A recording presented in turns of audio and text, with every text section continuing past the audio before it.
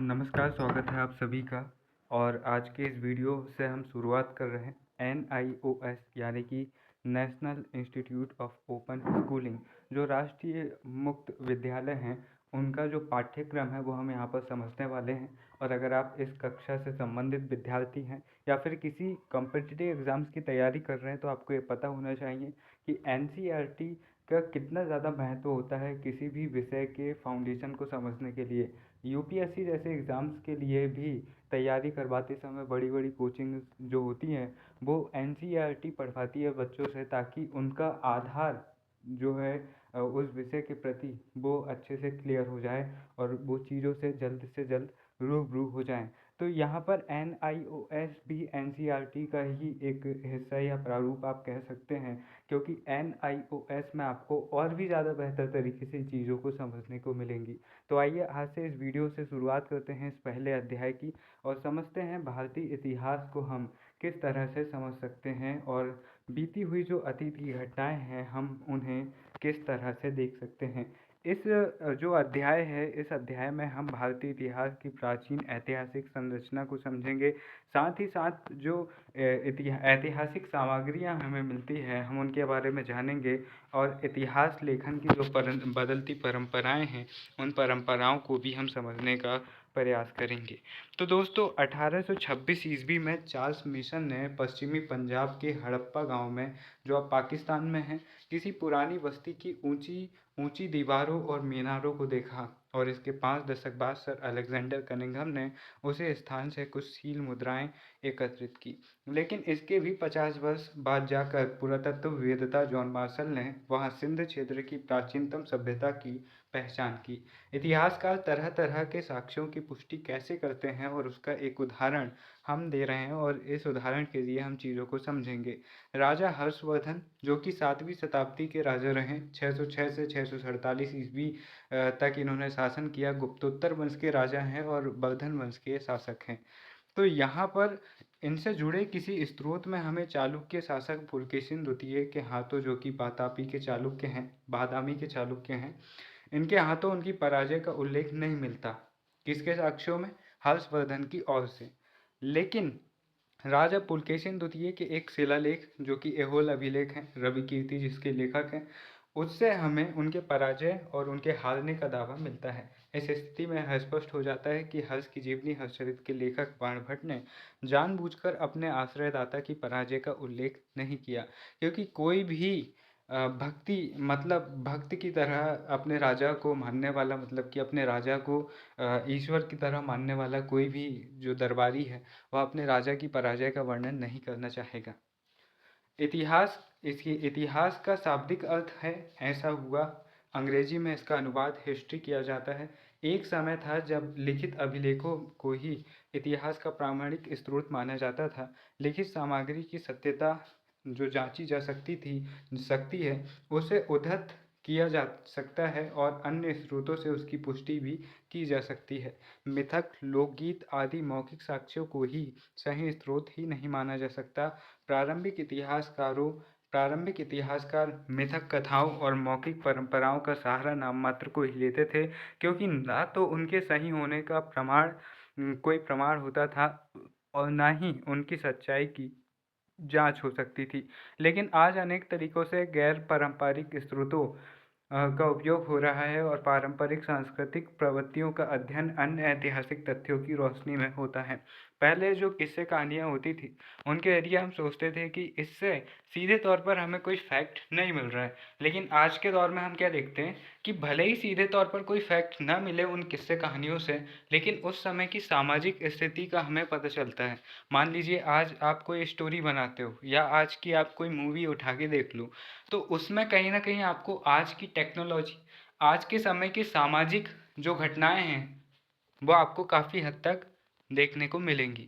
लेकिन अगर आप ये देखोगे कि जो बहुत ही पुरानी घटनाएं हैं उनमें भी आपको कुछ इसी तरह की घटनाएं देखने को मिलेंगी।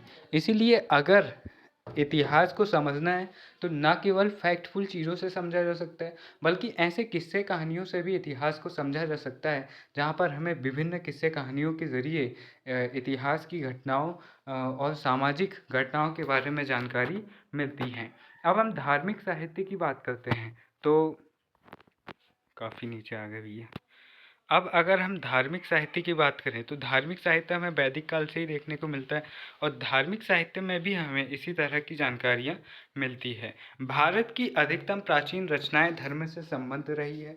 इन्हें वेद कहा जाता है। इनका रचना काल 1500 ईसा पूर्व से 500 ईसा पूर्व, यानी कि आज से तकरीबन कह सकते हैं कि 2000 साढ़े 3000 साल पहले से 3000 साल के बीच इन वेदों को लिखा गया।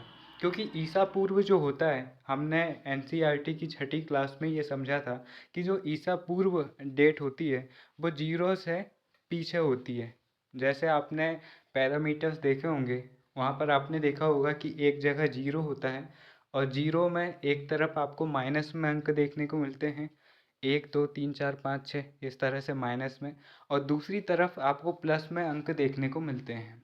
तो अगर आपको +4 से +3 को काउंट करना है तो आपको उस 4 के साथ में उस 3 को प्लस करना होगा, मतलब कि 7 नंबर दोनों के बीच की डिस्टेंस है।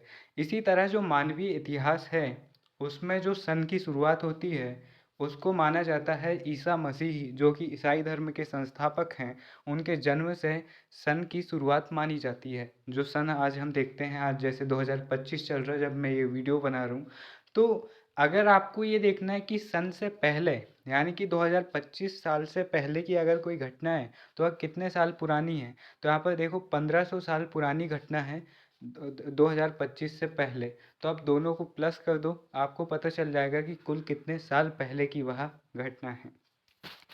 देखिए, वेदों की संख्या 4 है। ऋग्वेद में मुख्य रूप से प्रार्थनाएं ही हैं। अन्य 3 वेदों में देखिए सामवेद, यजुर्वेद और अथर्ववेद हमें देखने को मिलते हैं।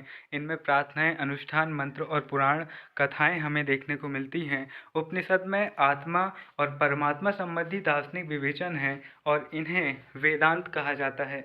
वेदांत जो कि वेदों को बेहतर तरीके से समझाने के लिए लिखे गए, और इन्हें उपनिषद जैसे ग्रंथों के जरिए भी हम समझ सकते हैं। रामायण रामायण और महाभारत इन 2 महाकाव्यों का संकलन अनुमानतः ईस्वी सन 400, हमने देखा था जब हम हमारे दूसरे चैनल में जहाँ पर हम यूजीसी नेट की बात कर रहे हैं, वहाँ पर हमने जब बात की थी गुप्त काल की, तो ये गुप्त काल का समय काल है और इस काल में रामायण और महाभारत की रचना पूरी होती है। इनमें से महाभारत के रचनाकार व्यास मुनि माने जाते हैं। इसमें मूलतः 8800 श्लोक थे और इसका नाम जय संहिता अर्थात विजय गान था। आगे चलकर इसका विस्तार 24,000 श्लोकों में हो गया और इसे भारत कहा जाने लगा, क्योंकि इसमें प्राचीन वैदिक वंशों में से एक भरत वंश के उत्तराधिकारियों की गाथाएं हमें देखने को मिलती हैं। इसके एक और विस्तृत संस्करण महाभारत में 1,00,000 श्लोक हमें देखने को मिलते हैं। यही कारण है कि 1,00,000 श्लोक होने के कारण इसे महाभारत कहा गया। इसी प्रकार मूलतः वाल्मीकि द्वारा रचित रामायण में 6,000 श्लोक मिलते हैं, लेकिन समय के साथ साथ इनका विस्तार होता गया, नए नए श्लोक ऐड होते गए। आने वाली पीढ़ियों में जो नए नए विद्वान हुए उन्होंने कुछ नई चीज़ें ऐड की और 12,000 और फिर 24,000 श्लोक हो गए। उत्तर वैदिक यानी कि वेदों के बाद वाले काल में, जैसे कि जो 600 ईसा पूर्व है, जो कि उत्तर वैदिक काल माना जाता है, उत्तर वैदिक काल के बाद 600 ईसा पूर्व जो है वह महाजनपद काल माना जाता है, माफ़ी चाहूँगा। 1500 से 1000 ईसा पूर्व वैदिक काल माना जाता है, जहाँ पर ऋग्वेद की रचना हुई, और 1000 से 600 ईसा पूर्व ये माना जाता है उत्तर वैदिक काल, जहाँ पर अन्य 3 वेदों की रचना, सामवेद, यजुर्वेद, अथर्ववेद की रचना हुई और ब्राह्मण ग्रंथों की भी रचना इस काल में होती है। और जो छठी ईसा पूर्व है ये महाजनपद काल है। यहाँ पर हमें मगध जैसे बड़े महासाम्राज्यों, महाजनपदों का उदय देखने को मिलता है। तो 600 ईसा पूर्व के बाद में हमें अनुष्ठान संबंधी ढेर सारा धार्मिक साहित्य मिलता है, जिसे सूत्र कहते हैं। राजाओं द्वारा बड़े बड़े बलि यज्ञ आदि के विधान स्रोत सूत्र में मिलते हैं, जबकि जन्म, नामकरण, यज्ञोपवीत, विवाह, अंत्येष्टि आदि संस्कारों से जुड़े घरेलू अनुष्ठान का विधान गृह सूत्र में मिलता है। इस साहित्य का संकलन लगभग 600 से 300 ईसा पूर्व के बीच हुआ। जैनों और बौद्धों के धार्मिक ग्रंथ इन धर्मों से जुड़े ऐतिहासिक व्यक्तित्वों और घटनाओं का विवरण देते हैं। आरंभिक बौद्ध रचनाएं पाली में लिखी गई थी। इन्हें त्रिपिटक यानी कि 3 पिटारे कहा जाता है। सुत्त पिटक, विनय पिटक और अभिधम्म पिटक। सुत्त पिटक में जहाँ पर इनके मठ और संगठन के बारे में जानकारी मिलती है। विनय पिटक में उपदेश, नियम, कानून मिलते हैं। और अभिधम्म पिटक में महात्मा बुद्ध के पूर्व जन्मों से जुड़ी 549 जातक कथाएं हमें मिलती है, जहाँ पर महात्मा बुद्ध के काल्पनिक मतलब उनके पुनर्जन्मों की यहाँ पर कहानियाँ हमें मिलती हैं, कथाएं। धर्म से इतर बौद्ध साहित्य में सबसे महत्वपूर्ण स्थान जातकों का है।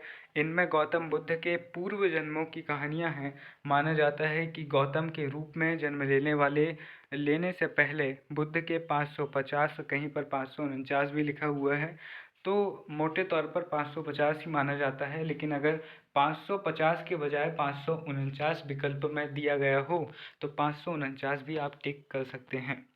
550 जन्म और हुए थे। हर जन्म की कहानी एक जातक कहलाती है। ये कहानियाँ ईसा पूर्व 5वीं से 2री शताब्दी के बीच के काल की है। सामाजिक और आर्थिक स्थितियों पर बहुत महत्वपूर्ण प्रकाश डालती हैं। जैन पाठों की रचना प्राकृत भाषा में हुई और आगे चलकर इनका संकलन ईसा की 6ठी शताब्दी में गुजरात के बल्लभी नामक स्थान पर हुआ। इन्हें अंग कहा जाता है और इनमें जैनों की दार्शनिक अवधारणाएं मिलती है। बाद में हम देखते हैं कि जो आगम हैं, आगम भी लिखे जाते हैं। अब धार्मिकतर साहित्य की बात करें, मतलब कि धर्म से हटकर साहित्यों की बात अगर हम करें तो इस कोटि के साहित्य का विषय धर्म नहीं होता। अब दोस्तों, इस तरह के वीडियोस लाने का मेरा सिर्फ एकमात्र उद्देश्य है कि आप किस्से कहानियों की तरह एक पूरे चैप्टर को एक पॉडकास्ट की तरह आप सुन लें। इसके बाद मैं धीरे धीरे विश्लेषणात्मक रूप से मैं आपको चीज़ें समझानी शुरू करूँगा। तो एनसीईआरटी पढ़ने का हमारा केवल उद्देश्य यही है, मैं आपको पढ़कर सुनाऊँ और एक पॉडकास्ट की तरह आप सुने। अगर इनके नोट्स या फिर समरी लाने की बात होती तो बात अलग थी, लेकिन हर बार कुछ ना कुछ नया मिलता है, इसीलिए मैंने सोचा कि पूरे चैप्टर का ही इस तरह से वीडियो बनाया जाए। और इसके बाद जो येलो कलर में हमारे थंबनेल वाले जो हिस्ट्री के फाउंडेशन वीडियोस आ रहे हैं, आप उन्हें देखकर इनसे एक लेवल और आगे बढ़ सकते हैं। और एक और चैनल है द हिस्ट्री, जिसकी लिंक आपको डिस्क्रिप्शन में मिलेगी। उस चैनल से आप एमए और यूजीसी नेट जेआरएफ जैसे एग्ज़ाम में हिस्ट्री के लेवल को भी टच कर सकते हैं। तो अब आइए आगे बढ़ते हैं। बेचोरी, इस वर्ग में धर्मशास्त्र या वे संहिताएं आती हैं जो विभिन्न सामाजिक समुदायों के कर्तव्यों का विधान करती हैं। बेचोरी हत्या, व्यभिचार आदि के अपराधियों के लिए दंड निर्धारित करती है। इनमें सबसे पहला ग्रंथ माना जाता है मनुस्मृति। मनुस्मृति को सबसे पुरानी स्मृति माना जाता है और फिर इसके बाद में याज्ञवल्क्य की स्मृति आती है। यह वह पहला ग्रंथ था जिसका अनुवाद करके अंग्रेजों ने उसे भारतीय विधि संहिता कोड का आधार बनाया। कौटिल्य के अर्थशास्त्र में मौर्यकाल की भारतीय अर्थव्यवस्था और राजनीति के अध्ययन के लिए एक बड़ी महत्वपूर्ण सामग्री मिलती है। इतिहास की पुनः संरचना के लिए कभी कभी व्याकरण ग्रंथ भी बड़े काम के साबित होते हैं। व्याकरण का सबसे पहला और सबसे महत्वपूर्ण ग्रंथ पाणिनि रचित अष्टाध्यायी, जिसके कारण पाणिनि को संस्कृत व्याकरण का पिता या जनक भी कहा जाता है, जिसका रचना काल विद्वानों ने 700 ईसा पूर्व के लगभग माना है, यानी कि आज से तकरीबन 2700 साल पहले इस ग्रंथ की रचना हुई होगी। कालिदास गुप्त काल में हुए और उन्होंने कविताओं और नाटकों की रचना की। इनमें सबसे अधिक प्रसिद्ध है अभिज्ञान शकुंतलम, ऋतु संहार और मेघदूत। ये उनके नाटक हैं। अभिज्ञान शकुंतलम में आपको भरत वंश के ही जो राजा हैं उनकी और उनकी प्रेमिका की प्रेम कहानी आपको देखने को मिलती है। और फिर उनके पुत्र भरत चक्रवर्ती बनते हैं और पूरे भारत पर राज करते हैं साहित्यिक प्रमाणों के आधार पर। और उन्हीं के नाम पर और उनके कुल के नाम पर भारत देश का नाम भारत पड़ा। महान रचनाएं होने के साथ ही ये हमें गुप्तकाल के सामाजिक और सांस्कृतिक जीवन की झलकियां भी दिखलाती हैं। कश्मीर का इतिहास जानने के लिए हमारे पास राजतरंगिणी नामक एक महत्वपूर्ण ग्रंथ है, जिसकी रचना कल्हड़ ने 12वीं शताब्दी के आसपास की थी। इतिहास लेखन में सहायता के लिए धर्मेतर ग्रंथों में जीवनियाँ या चरित्र बहुत महत्वपूर्ण हैं। इनकी रचना दरबारी कवि अपने आश्रयदाता शासकों के गुण गाते थे। वे चूंकि अपने आश्रयदाता राजाओं की उपलब्धियों का बहुत अतिशयोक्तिपूर्ण वर्णन किया करते थे, इसलिए उनका अध्ययन जरा सावधानी से करना चाहिए। हालांकि इनसे भी हमें काफ़ी अच्छी जानकारियाँ मिल जाती है। इस तरह का एक महत्वपूर्ण कृति है हर्षचरित, जिसकी रचना बाणभट्ट ने हर्षवर्धन की प्रशंसा में की। हर्षवर्धन जो कि राजपूत काल या पूर्व मध्यकाल का और गुप्तोत्तर काल का एक प्रमुख शासक था। दक्षिण भारत का सबसे प्रारंभिक साहित्य संगम साहित्य कहलाता है। इसकी रचना तमिल में हुई और यह धर्मेतर साहित्य की श्रेणी में आता है।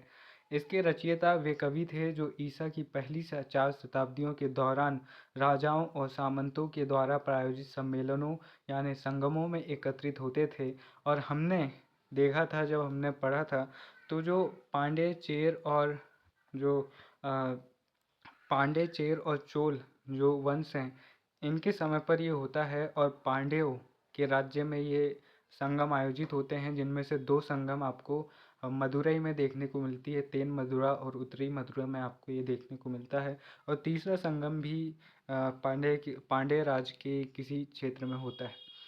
इस साहित्य में विभिन्न नायकों की प्रशस्ति में रचित छोटी और लंबी कविताएं मिलती हैं। शायद इन्हें राजदरबारों में सुनाने के लिए रचा जाता था।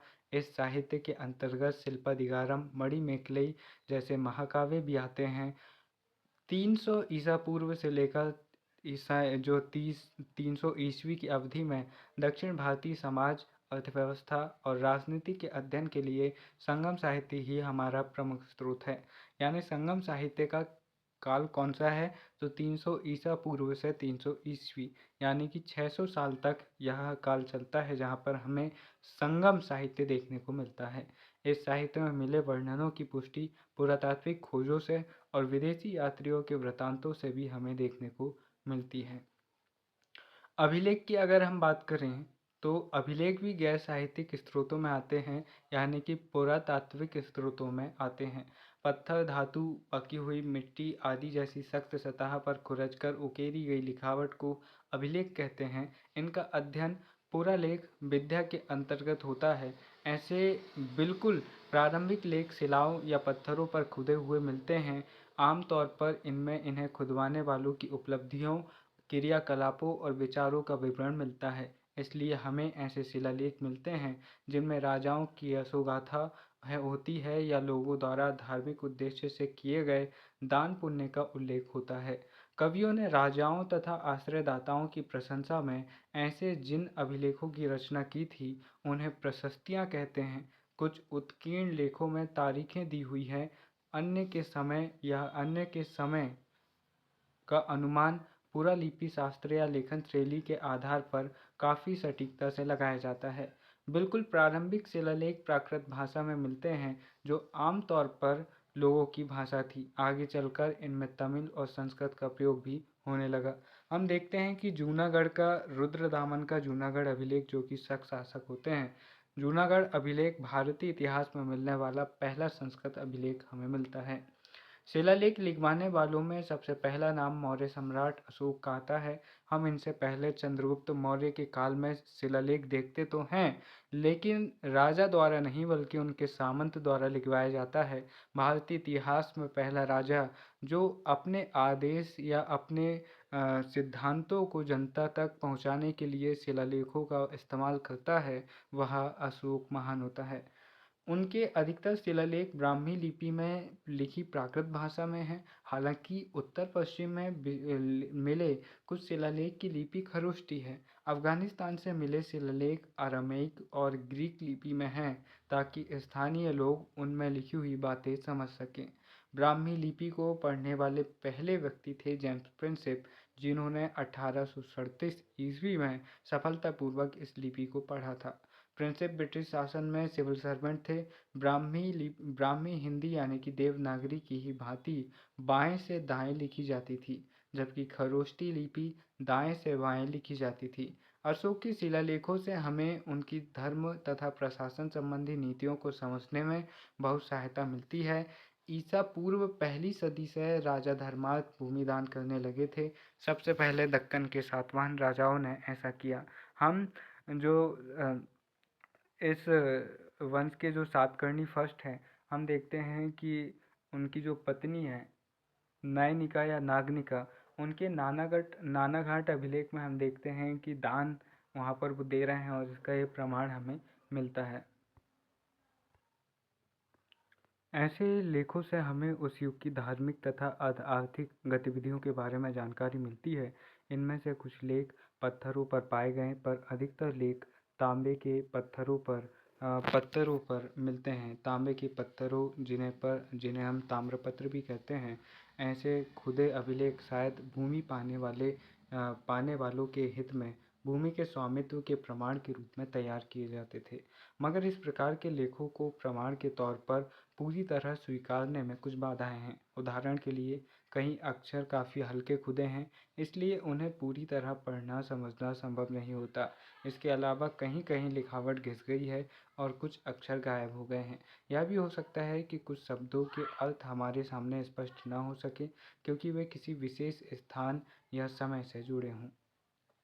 सिक्कों का अध्ययन मुद्रा शास्त्र कहलाता है और इसके अंतर्गत उकेरी गई लिपि और आकृतियां जैसे दृश्य तत्व ही नहीं, धातुओं के विश्लेषण जैसे तत्व भी आ जाते हैं। प्राचीन सिक्के अधिकतर तांबा, चांदी, सोना तथा सीसा जैसी धातुओं में ढाले जाते थे। पंजाब में भारत में सबसे पहले पाए जाने वाले सिक्कों में कुछ प्रतीक बने होते थे और इन्हें आहत सिक्के या पंचमार्क सिक्के भी कहा जाता था। ये ईसा पूर्व छठी शताब्दी के बाद से चांदी और तांबे में ढले होते थे। पहले पहले जिन सिक्कों में शासकों के नाम और आकृतियाँ दिखाई देती हैं, उन्हें भारतीय यूनानियों ने जारी किया था। एक बात ध्यान रखना कि मौर्य काल भारतीय इतिहास का शुरुआती सबसे बड़ा वंश रहा, लेकिन मौर्य शासकों ने सिक्के जारी नहीं किए, बल्कि मौर्य शासकों के समय जो श्रेणियाँ होती थी, व्यापारियों के संगठन, वो अपने सिक्के जारी करते थे और वो भी यही आहत सिक्के जारी करते थे, क्योंकि जो मौर्य वंश है वह भी छठी शताब्दी ईसा पूर्व के आसपास का वंश हमें देखने को मिलता है। दोस्तों, भारतीय यूनानियों ने जारी किया इन सिक्कों को और ईसा पूर्व दूसरी शताब्दी के लगभग इस उपमहाद्वीप के उत्तर पश्चिमी भाग पर, मतलब जो आज का राजस्थान है और उसके ऊपर का पूरा क्षेत्र है, पाकिस्तान का सिंध वगैरह, उन क्षेत्रों पर इन्होंने इन सिक्कों को जारी किया था। और पहले पहले जिन सिक्कों में शासकों के नाम और आकृतियाँ दिखाई देती हैं, उन्हें भारतीय यूनानियों ने जारी किया था, ठीक है, जिनका ईसा पूर्व दूसरी शताब्दी के लगभग इस उपमहाद्वीप के उत्तर पश्चिमी भाग पर नियंत्रण स्थापित हो चुका था। सर्वप्रथम स्वर्ण मुद्राएं ईसा की पहली सदी में कुषाण शासकों ने जारी की थी। हम देखते हैं कि कुषाण वंश का जो दूसरा शासक है, बिम कैटफिशस, वह पहली बार सोने के सिक्के जारी करता है। कुछ बहुत ही दर्शनीय स्वर्ण मुद्राएं गुप्त वंश के शासकों ने जारी की। इनमें प्रारंभिक मुद्राएं इनके सोने की शुद्धता के लिए जानी जाती है। सिक्के चूंकि विनिमय लेनदेन के माध्यम के रूप में काम में लिए जाते थे, इसलिए उनसे आर्थिक इतिहास के बारे में उपयोगी जानकारी मिलती है। कुछ सिक्के शासकों की अनुमति से व्यापारियों और दस्तकारों के संघों द्वारा भी जारी किए जाते थे। इससे दस्तकारी और वाणिज्य के प्रभाव का पता चलता है। सिक्कों पर राजाओं और देवताओं की आकृतियाँ भी दिखाई देती है और धार्मिक प्रतीक भी हमें देखने को मिलते हैं। इन सबसे उस समय की कला और धर्म पर प्रकाश पड़ता है। अब हम अगर पुरातत्व की बात करें, तो अतीत के भौतिक अवशेषों का अध्ययन पुरातत्व की सहायता से होता है, जो हमें पुराने टीलों की तहों की एक के बाद एक व्यवस्थित रूप से खुदाई करना और इसके द्वारा मिले अवशेषों के आधार पर बीते युग के मनुष्यों के भौतिक जीवन के बारे में अनुमान लगाना सिखाता है। इतिहास पूर्व काल अर्थात लेखन का आविष्कार होने से पहले के युग के अध्ययन के लिए पुरातत्व बहुत महत्वपूर्ण है। इतिहास मूलतः लिखित सामग्री पर आधारित होता है। हालांकि भारत में 2500 ईसा पूर्व में भी सिंधु घाटी संस्कृति के काल में लेखन का प्रचलन हो चुका था, पर उस लिपि को अब तक पढ़ा नहीं जा सका है। इस प्रकार हड़प्पावासी इस प्रकार हालांकि हड़प्पावासी लिखना जानते थे, पर इतिहासकार उस लेखन को पढ़ नहीं पाए हैं। उनकी संस्कृति को प्रारंभिक ऐतिहासिक दौर में रखा गया है, जिस पर सबसे पहले लिपि को पढ़ा जा चुका है, पर ब्राह्मी, जो कि ईसा पूर्व 3री सदी की लिपि है और अशोक के शिलालेखों में प्रयुक्त हुई है। खुदाई के द्वारा भारत में 7 लाख वर्ष पहले रहने वाले मानवों के द्वारा प्रयुक्त औजार तक मिल चुके हैं। हड़प्पा के स्थानों की खुदाई से वहां की वस्तुओं की योजना तथा लोगों के निवास स्थानों के स्वरूप का पता चलता है। साथ ही यह भी पता चलता है कि वे मिट्टी के किस प्रकार के बर्तनों, कैसे औजारों और उपकरणों और किस प्रकार के खाद्यान्नों का इस्तेमाल करते थे। दक्षिण भारत में कुछ व्यक्तियों को उनके मिट्टी के बर्तनों, औजारों, हथियारों और अन्य निजी वस्तुओं के साथ बड़े-बड़े भारी पत्थरों के नीचे दफनाया जाता था। इन कब्रों को महापाषाण या मेगालिथिक कहा जाता है और इनकी खुदाई से हमें 3री सदी ईसा पूर्व के पहले दक्षिण भारत में रहने वाले लोगों के जीवन के बारे में पता चलता है। खुदाई में मिले अवशेषों की प्राचीनता या उम्र का निर्धारण कई पद्धतियों से होता है। इनमें सबसे महत्वपूर्ण है रेडियो कार्बन या कार्बन 14 या C14। काल निर्धारण की यह पद्धति है। कार्बन 14 एक विकिरणशील कार्बन है जो सभी प्रकार के जीवधारियों में होता है। जीवनधारियों की मृत्यु के बाद सभी विकिरणशील पदार्थों की तरह यह भी एक निश्चित समान गति से नष्ट होता है। किसी भी प्राचीन पदार्थ यानी कि लकड़ी या हड्डी की उम्र का अंदाज़ा इस बात से लगाया जा सकता है कि उसके C14 तत्वों यानी कि कार्बन 14 तत्वों का किस सीमा तक ह्रास हुआ है। मौसम और वनस्पतियों के इतिहास का पता पौधों के अवशिष्ट अंशों और मुख्यतः पराग के विश्लेषण से चलता है। विश्लेषण से लगता है, इस आधार पर यह अनुमान लगाया गया है कि कश्मीर और राजस्थान में 7000 से 6000 ईसा पूर्व के लगभग भी खेती होती थी। धातु की बनी वस्तुओं की प्रकृति तथा उनके अवयवों का भी वैज्ञानिक विश्लेषण हो सकता है और इससे उन खदानों का भी पता चल सकता है जिनसे ये धातुएं निकाली गई थी। इस प्रकार धातु प्रौद्योगिकी टेक्नोलॉजी के विकास के चरण को भी पहचाना जा सकता है। भूवैज्ञानिक अध्ययन से प्रागैतिहासिक मानव के निवास स्थल की मिट्टी, चट्टानों आदि के इतिहास का अनुमान हो जाता है।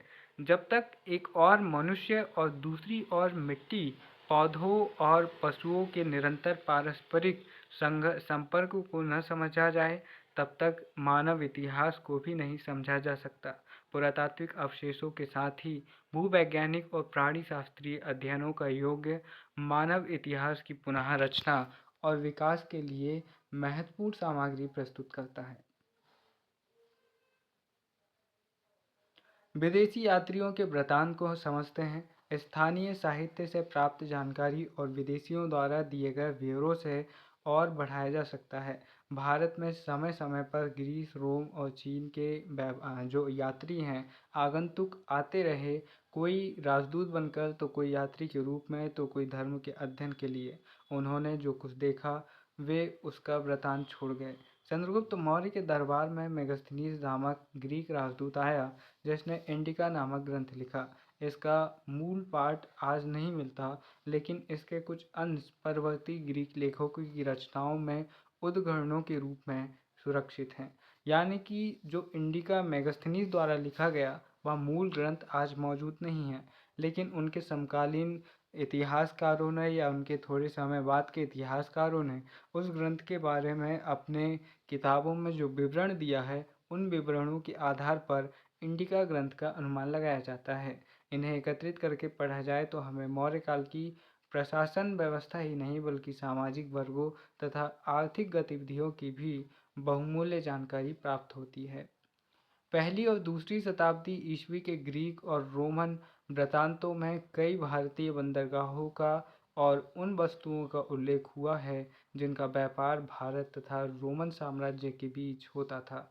इस संदर्भ में ग्रीक में लिखे गए एथेनियंसी, जो कि द्वितीय दूसरी शताब्दी ईसा पूर्व का ग्रंथ है जिसके लेखक नहीं मिलते हैं, और टॉलेमी के ज्योग्राफी बहुमूल्य सामग्री हमें उपलब्ध कराते हैं। चीनी यात्रियों में फयान और हैंसांग का नाम हमें मिलता है। दोनों बौद्ध थे और इस देश में भारत में बौद्ध तीर्थों के दर्शन तथा बौद्ध धर्म का अध्ययन करने आए थे। ईसा की 5वीं शताब्दी में भारत आए फयान ने गुप्तकालीन भारत की स्थितियों का वर्णन किया है, जबकि हैंसांग ने 7वीं सदी में राजा हर्षवर्धन के काल का वैसा ही ब्यौरा दिया है। हैंसांग ने उस समय नालंदा विश्वविद्यालय, जो कि बिहार में स्थित था, उसके उत्कर्ष का बड़े विस्तार से वर्णन किया है। अब देखते हैं, इतिहास की बदलती अवधारणाओं को समझते हैं और जानते हैं कि इतिहास की अवधारणाएं क्यों और कैसे बदलती रही। एक धारणा विशेषकर पश्चिमी विद्वानों द्वारा फैलाई गई कि प्राचीन काल के भारतीयों में इतिहास लेखन का कोई बोध नहीं था। मतलब कि जो प्राचीन भारत के लोग थे वे इतिहास लिखना नहीं जानते थे, मगर यह सही नहीं है। वास्तव में भारतीयों का इतिहास लेखन बोध पश्चिमी लोगों से भिन्न था। पश्चिम में घटनाओं को कालक्रम के अनुसार लिखा जाता था, जबकि प्राचीन भारत की पद्धति इससे भिन्न थी। इसका उदाहरण हम पुराणों में देख सकते हैं, जिनमें 4 विभिन्न युगों सतयुग, त्रेता, द्वापर और कलयुग का उल्लेख है। हर युग के शासकों और राजवंशों की विस्तृत सूची हमें मिलती है और इसके अतिरिक्त उत्कीर्ण लेखों की भी हमें बड़ी संख्या मिलती है, जिनमें विभिन्न राजवंशों के राजाओं की वंशावलियों का और साथ ही उनकी उपलब्धियों का उल्लेख है। इससे पता चलता है कि भारतीयों को घटनाओं के समय और स्थान का बुनियादी बोध था। प्राचीन भारत के इतिहास में आधुनिक खोज 1765 में आरंभ हुई, जब बंगाल और बिहार ईस्ट इंडिया कंपनी के नियंत्रण में आ गए। हिंदू विधि व्यवस्था लागू करने के लिए भारतीय विधि के प्राचीन ग्रंथ मनुस्मृति का 1776 ईस्वी में अंग्रेजी में अनुवाद किया गया। अंग्रेजी ने प्राचीन भारतीय नियमों और आचारों को जानने समझने के जो आरंभिक प्रयत्न किए थे, सन 1784 में एशियाटिक सोसाइटी ऑफ बंगाल की स्थापना के साथ पूर्णतः प्राप्त हुई, तथा ऐसी अन्य कई सोसाइटियों के तत्वाधान में हिंदू धार्मिक तथा शास्त्रीय लेखन का अंग्रेजी में अनुवाद हुआ। इसके अध्ययन को सबसे अधिक बल जर्मनी में जन्मे विद्वान मैक्स मूलर के प्रयत्नों से मिला। अंग्रेजों ने भी जल्द ही समझ लिया कि भारतीयों पर अच्छी तरह से शासन करने के लिए उनके धर्म ग्रंथों और सामाजिक व्यवस्थाओं का ज्ञान आवश्यक है। ईसाई मिशनरियों ने भी भारतीयों का धर्मांतरण करने के लिए और ब्रिटिश शासन को सुदृढ़ करने के लिए भारतीय कानूनों और रीति रिवाजों की अधिक जानकारी हासिल करने का प्रयास किया और ज़रूरत महसूस की। भारतीय लेखन का अनुवाद करते हुए पश्चिमी विद्वानों ने जताया कि भारतीय परिवर्तन के प्रति अनुक्षुक होते हैं और अत्याचारी शासन से अभ्यस्त हो चुके हैं। सन 1904 में विंसेंट ए स्मिथ ने अर्ली हिस्ट्री ऑफ इंडिया लिखी। यह प्राचीन भारत का पहला व्यवस्थित इतिहास था। लेखक ने इसमें इतिहास को ब्रिटिश दृष्टिकोण से देखा और भारत में ब्रिटिश शासन को आवश्यक ठहराने की चेष्टा की है। अंग्रेजों के तानाशाही शासन को बनाए रखने के लिए इसने अच्छी प्रचार सामग्री का काम किया। भारतीय विद्वान, विशेषकर वे जो पश्चिमी शिक्षा प्राप्त कर चुके थे, इस बात से परेशान थे कि अंग्रेज लोग भारतीय इतिहास को अपने नज़रिए से अपने हित के अनुसार तोड़ मरोड़ कर पेश कर रहे हैं। राष्ट्रीय भावना से प्रेरित होकर उनमें से कुछ ने इतिहास को फिर से लिखने का दायित्व उठाया ताकि भारतीय संस्कृति के वास्तविक गौरव को दुनिया के सामने लाया जा सके। इस प्रकार के 2 महत्वपूर्ण इतिहासकार थे। R.G. भंडारकर 1837 से 1925 इनका जीवन काल रहा, और B.K. राजवाड़े 1869 से 1926, जिन्होंने अनेक स्रोतों से सामग्री एकत्रित करके सामाजिक और राजनीतिक इतिहास की पुनः रचना की। ऐसा करते हुए उन्होंने बाल विवाह और जाति प्रथा जैसी कुछ सामाजिक बुराइयों पर प्रहार भी किए और विधवाओं के पुनर्विवाह की हिमायत भी की। पीवी काणे 1880 से 1972 का एक योगदान महत्वपूर्ण है। उन्होंने हिस्ट्री ऑफ धर्मशास्त्र नाम से एक विराट ग्रंथ की रचना की, जिसमें प्राचीन भारतीय समाज के प्रमुख तत्वों पर प्रकाश डाला गया है। इन भारतीय विद्वानों ने राजनीति संबंधी प्राचीन भारतीय ग्रंथों का गहराई से अध्ययन किया, ताकि प्राचीन भारतीयों की प्रशासन संबंधी बुद्धि को प्रमाणित किया जा सके।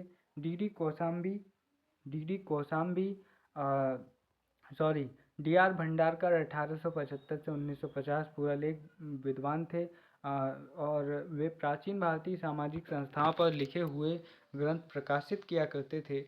एच सी राय चौधरी 1892 से 1957 ने प्राचीन भारत के इतिहास का पुनः लेखन किया और इस क्रम में कई बिंदुओं पर बी ए स्मिथ की आलोचना की। आर.सी. मजूमदार 1880 से 1980 के लेखन में यह बात भी और भी मजबूती से उभरती है। उन्होंने कई खंडों में history and culture of Indian people का संपादन किया। अगर आप यूजीसी नेट जेआरएफ हिस्ट्री से तैयारी के लिए भी इस वीडियो को देख रहे होंगे, तो इस तरह की किताबों के नाम और उनके राइटर के नाम याद रखना, यह अक्सर पूछे जाते हैं।